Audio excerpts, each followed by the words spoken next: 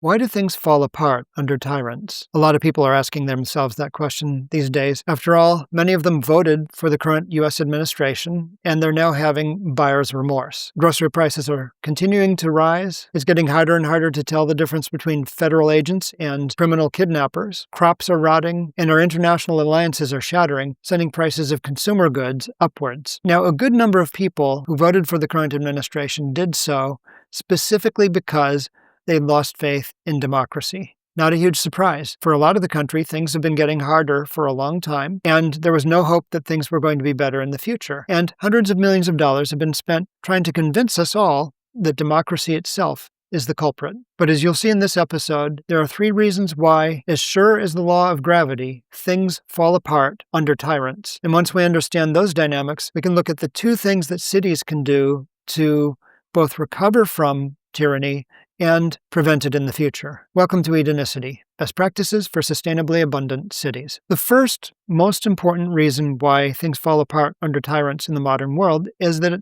life has become far too complex, far too interconnected on the global scale for top-down management to work. Now, I know a lot of people are reassured by top-down management because it seems stronger, more certain, more clear than any sort of distributed management scheme, but we're starting to see the results in real time of shifting to a real top-down management structure. Over the past few weeks, many people have either quit or been fired from the FBI, and agents are being directed to patrol the streets at night in D.C. And bear in mind, these are people who have spent their careers fighting terrorism and racketeering. And it's pretty safe to say that most of them are not specifically trained for patrolling the streets at night as a beat cop. But here we are. As I mentioned in the last episode, ICE's tremendous destruction of families and property led to a situation where so many workers are afraid to come to work and be violently deported that crops in many states are rotting in the fields. It's hard to overstate how big a crisis this could become. The key point is that for a modern society to function at scale, we need to have a specialized workforce that's also capable of coordinating with one another.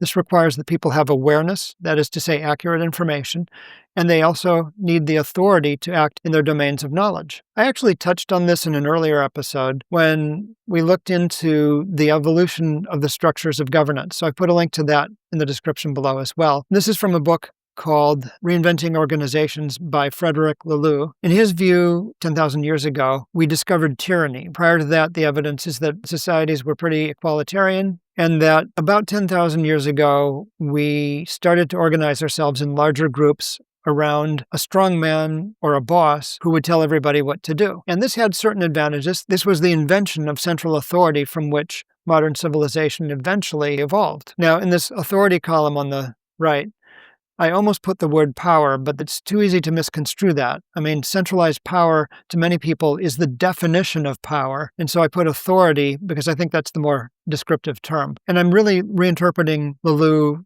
just for this discussion. It's a really good book. He goes into a lot of depth in each of these topics. So in his view, the red organizations, which were basically tyrannical organizations, were just like a street gang or a mafia boss and his underlings, or in Laloux's words, a wolf pack, where might makes right, and the most important thing is loyalty to the boss man. Now, about 6,000 years ago, we took another big step forward that allowed much larger organizations to take shape, and this is the invention of hierarchical organizations. Instead of being built around a single individual, these organizations had castes or ranks. And in such an organization, you could still have somebody at the top, but there might be several people in the middle between you and that person at the top. And the important thing, above all, in a hierarchical or amber organization, according to Laloux, is to know your place in that organization.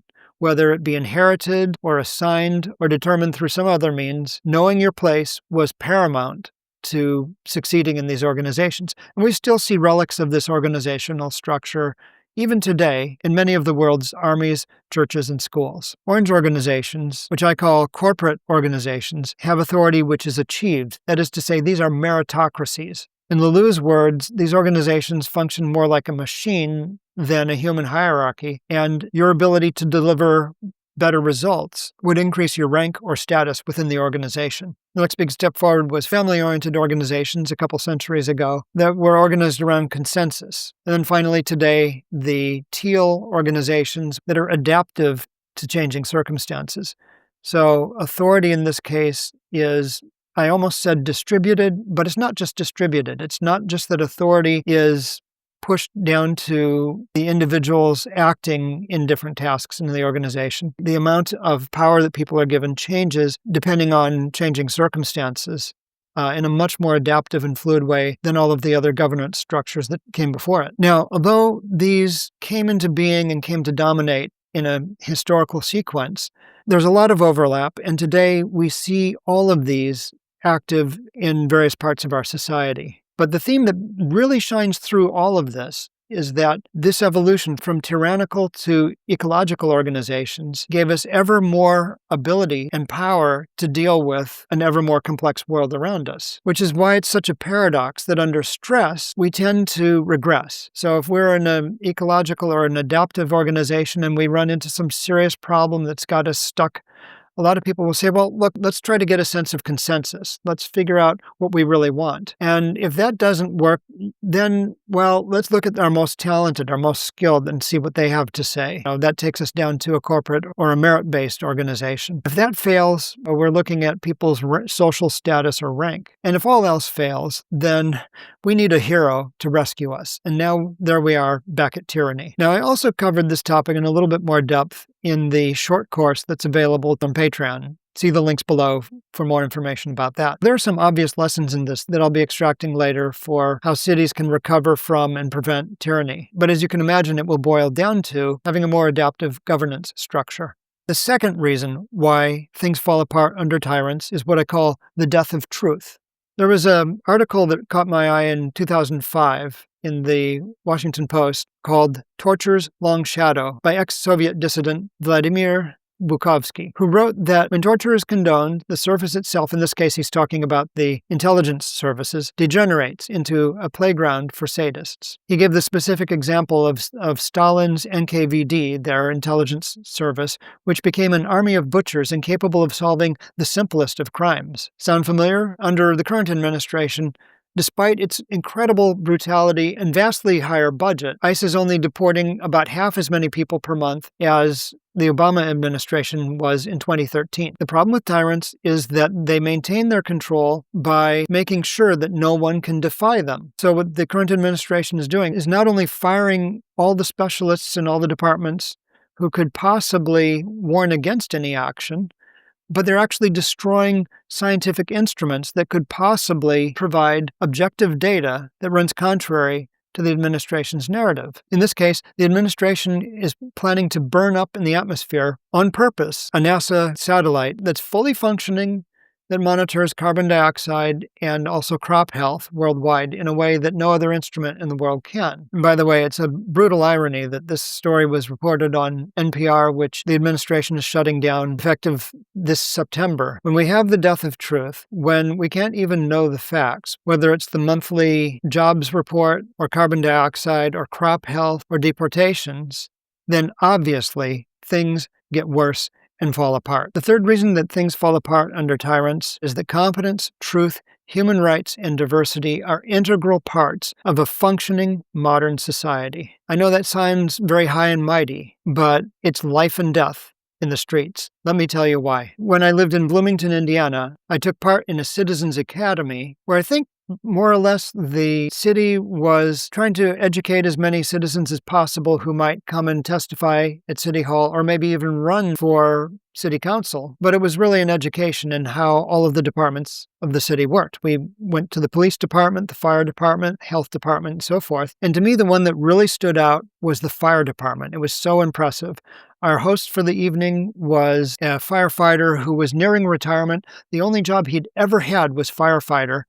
He was, I think, in his mid-50s. He used to work in New York City, a big burly Irish guy with a gray crew cut. People were very curious about the standards of training and how things worked. I was not aware, for example, that fire departments are very overtly paramilitary organizations. They're very much a hierarchical organization. Of course, he was proud of the stringent training requirements, which raised the question from a member of the audience, what about diversity? And he said, I cut my teeth in a fire department that had no diversity at all. We heard about departments that hired women or other people that we thought were just not qualified, and we just shook our heads. But eventually we saw the data, and eventually we were forced to bring in a more diverse workforce.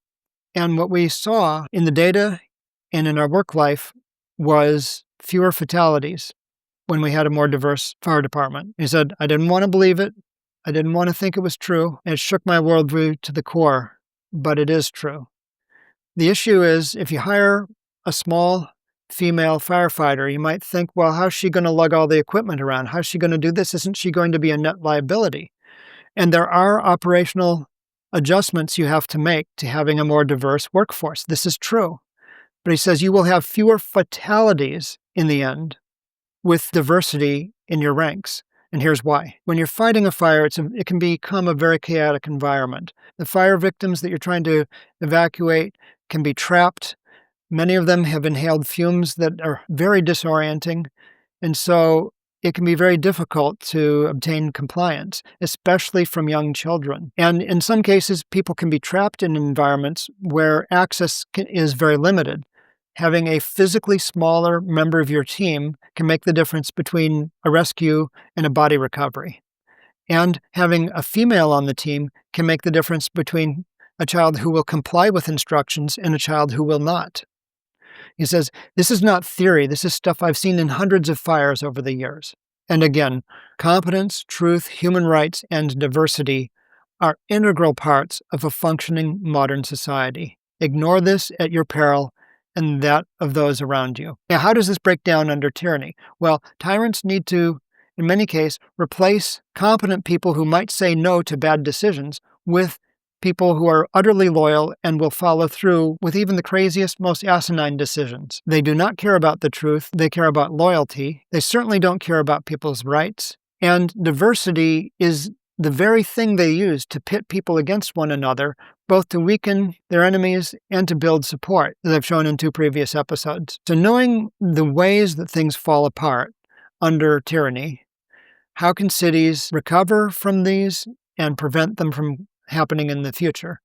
Well, as Dr. Russell Razak has said in one of his recent videos, there is a crying need for deeper, more inclusive democracy at all scales in society. And he has thoughts about that I share in a link below. But specifically in cities, we need 2 things: more democracy and deeper democracy.